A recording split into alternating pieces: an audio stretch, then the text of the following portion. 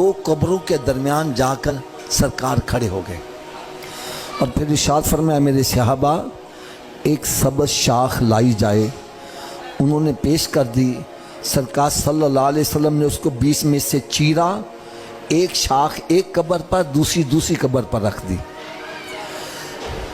सहाबा कराम अलैहिम रिदवान अर्ज़ करने लगे या रसूल अल्लाह सल्लल्लाहु अलैहि वसल्लम यहाँ रुकने में क्या हिकमत है? तो मेरे आका सल्लल्लाहु अलैहि वसल्लम ने इरशाद फरमाया ऐ मेरे सहाबा इन दो कब्र वालों पर अजाब हो रहा था। इनके अजाब को देखकर मेरी सवारी से बर्दाश्त ना हो सका, उसने कूदना शुरू कर दिया। अब मैं हजरत साहब हाथ बांध कर एक बात कहने लगा हूं, जितने भी बैठे हो बात सच्ची करनी है, कोई गलत बयानी नहीं करनी। ये कब्रें मुसलमानों की थी या काफिरों की थी? ऊंची बोलो यार, थोड़ा सा ऊंची आवाज से और बोलो, एक मरतबा फिर ऊंची आवाज से बोलो। इससे पता चला मुसलमान की कब्र में अजाब आ सकता है। आज जो हमारे जहनों में ये बात डाल दी गई है, हम मुसलमान के घर में पैदा हुए और मौलवी साहब ने आके अजान पढ़ दी,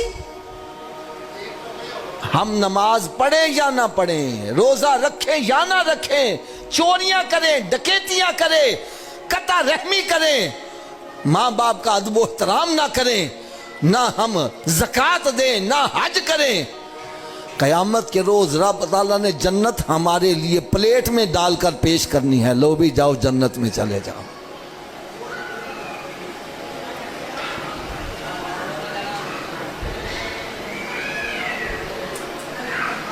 खुदारा ये सोच अपने जहन से निकालो।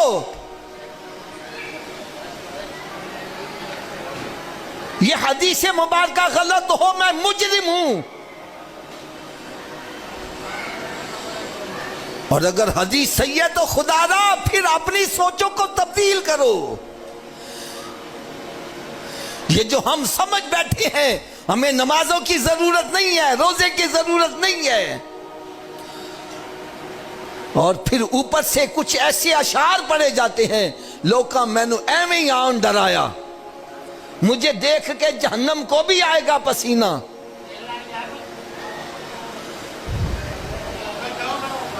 भाई देखो मेरी बात सुनो, मेरे नज़दीक सरकार सल्लल्लाहु अलैहि वसल्लम की उम्मत में सबसे बड़े आशिक़े रसूल हजरत सैयदना अबू बकर सिद्दीक़ रज़ी अल्लाह ताला। मुझे तमाम उलमा इकराम से मैं अर्ज करूंगा, मुझे कोई ज़ईफ़ हदीस ही दिखा दें कि हजरत अबू बकर सिद्दीक़ रज़ी अल्लाह ने फरमाया हो कि मुझे देख के जहन्नम को भी आएगा पसीना। दीन की बात फैलाना सदक़े जारिया है। सवाब की नीयत से वीडियो को शेयर जरूर कीजिए। जज़ाकल्लाह।